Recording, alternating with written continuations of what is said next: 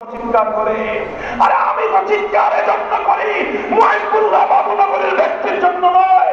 আমি তো জানি তিনি সেই কাজ করেছেন হাজার বছর এর মাটিতে, আর কোন মধ্যে মুজাহিদ এমন দুঃসাহস দেখাতে পারবেন কিনা সেটা সন্দেহের বিষয়। এই জন্য আমাদেরকে তার প্রতি শ্রদ্ধা জানাতে হবে। আমি শ্রদ্ধা জানাই সেই রক্তের স্রোতকে, সেই রক্তের পরবর্তী প্রজন্মকে, যারা আজও আল্লাহু আকবারের ধ্বনি তাদের কণ্ঠ থেকে বাদ দেয় নাই। বুঝবেন না বুঝলে পরে আপনার প্রশ্ন করলে আমি বলতে চাই না।